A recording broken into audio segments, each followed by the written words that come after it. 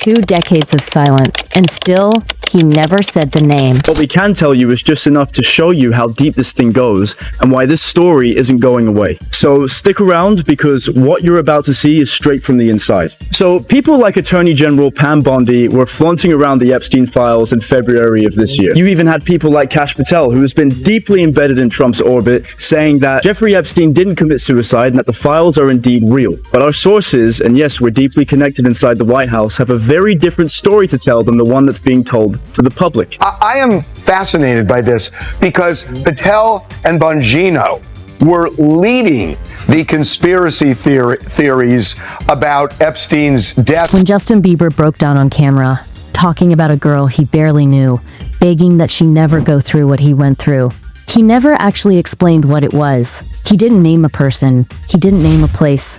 He just cried, and the world moved on, the way it always does with a 15-second clip.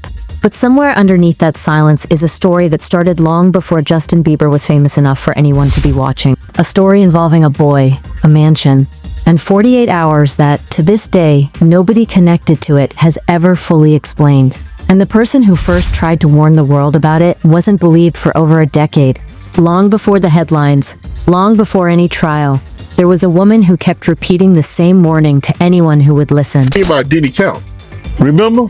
He was on one of the talk shows. The white guy with the curly hair. What's his name? The white guy with the curly hair. And he said, yo, would you send your son to Diddy camp? And Usher said, no. Ask him why he won't send him to Diddy camp. Her name is Jaguar Wright. For years, she was dismissed as bitter, unstable, attention-seeking, the kind of voice tabloids love to quote and nobody takes seriously. According to her, Sean Combs had wanted access to a teenage Justin Bieber for a long time before he ever got it. People around Bieber, she claims, kept that door shut. His management understood on some level that something about the interest didn't sit right. Until, according to Jaguar, that changed the moment Usher entered the picture. Usher was Justin's mentor by then, the man who discovered him, managed him, and was publicly trusted to look after him. And according to these allegations, Usher took on legal guardianship of Justin, only to hand that guardianship over to Combs.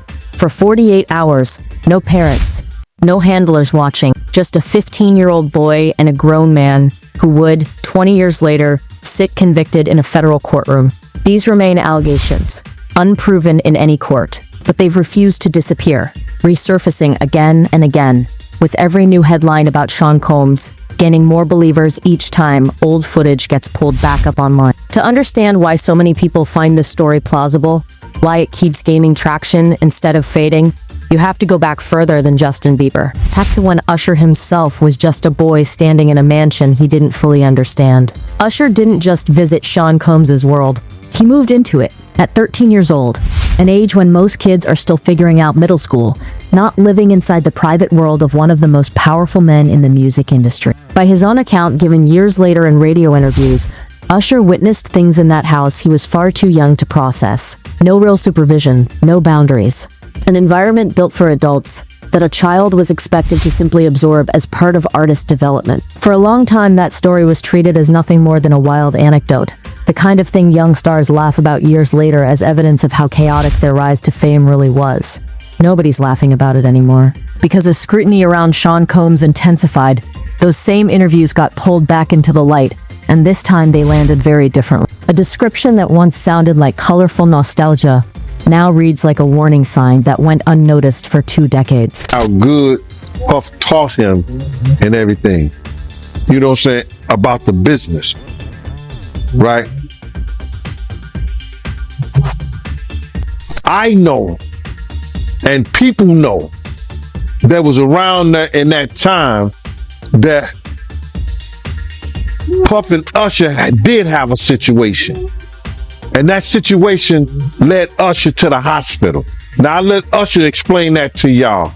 I let Usher tell that story. But how dare you say a man that groomed you gonna give him a pass? Bro, you know I know. And then there's the moment that changed how people saw all of it. Someone asked Usher directly, would he ever send his own son to stay with Sean Combs, the way he once did as a teenager? Usher didn't hesitate. No, no. 2 words. No follow-up explanation. No attempt to soften it or laugh it off the way he had in past interviews. If that environment wasn't safe enough for his own child, the question that has followed him ever since is simple, and it doesn't go away easily. Why was it acceptable to send someone else's child into it instead? That single question is the hinge this entire story turns on, because it's the moment Usher's past stopped being just his own story and started looking to a lot of people like the first chapter of a pattern. This is where individual stories start looking less like coincidence and more like a pattern. Gene Deal spent years as Sean Combs' personal bodyguard, close enough to the inner circle to see things most people only ever hear about secondhand. When he finally spoke publicly, he made a claim that stopped a lot of people cold, that whatever happened between Combs and a young Usher was serious enough to send Usher to a hospital. But in that same conversation, Deal said something just as important, something easy to miss if you're only listening for the shocking part. He admitted this wasn't something he witnessed himself, it was something he'd heard, secondhand, without even having a name attached to it at the time. That admission doesn't erase the claim, it also doesn't confirm it. It leaves it exactly where it is, an allegation, from a man close enough to the situation to have heard it circulating, honest enough to admit he never saw it happen with his own eyes. Separately, Marion Shug Knight made his own claims from behind prison walls, alleging that whatever pattern touched Usher eventually reached Justin Bieber as well, years later. He claimed people around Combs had warned him early on to keep his distance from the singer. None of this Gene Deal's claim, Shug Knight's claim, has ever been proven in any courtroom. What has been proven is something else entirely, and it's far more serious. Cassie Ventura's civil lawsuit described organized private events, planned in advance, involving costumes, recordings, luxury hotels booked specifically for the purpose. Federal prosecutors would later confirm, in open court, that events like these were real. News footage of Combs physically assaulting Ventura in a hotel hallway, confirmed by major outlets and shown as evidence, ended any lingering debate about whether something dark had genuinely been happening behind those closed doors. For years, in plain sight of an industry that chose not to look too closely.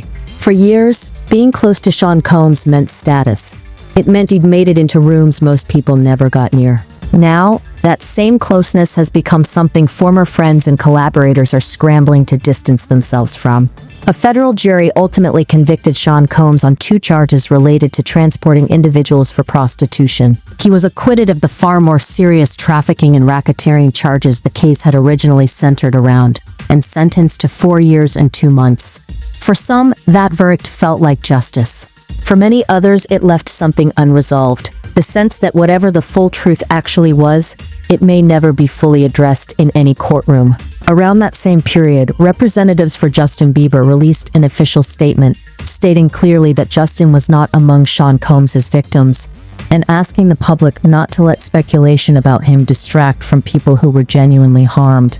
On paper, it read like a firm, final answer. But for people who had grown up watching that same 15-year-old boy laugh nervously on camera, being told this was every teenager's dream, the statement didn't fully put the discomfort to rest. Because years earlier, in his own words, completely separate from any of this, Bieber had already described a level of pain that went far beyond ordinary fame.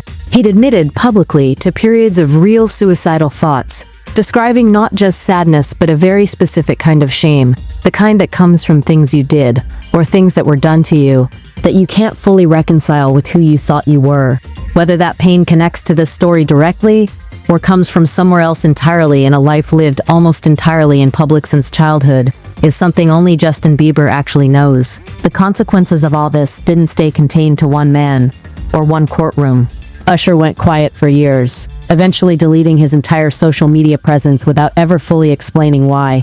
Timing that happened to line up closely with Sean Combs' case unraveling in federal court. Bieber's unraveling played out far more publicly. By 2022, a man who had made close to $1 billion as an artist was, according to his own team, facing genuine financial collapse, eventually selling his entire music catalog for $200 million just to stabilize things. Two names that once meant untouchable stardom now carry a very different kind of weight in this story. Not because they were adults who chose that world and could have walked away when it got uncomfortable, because they were children who were sent into it by people who were supposed to protect them first. And yet, in 2026, Justin Bieber walked onto the Coachella stage as its highest paid headliner in history. No label, no manager, nobody left telling him what to do. Usher, for his part, has hinted more than once that he's saving the rest of the story for a book he isn't ready to write yet. If that book ever comes, the real question won't be whether more names surface. It will be, how many?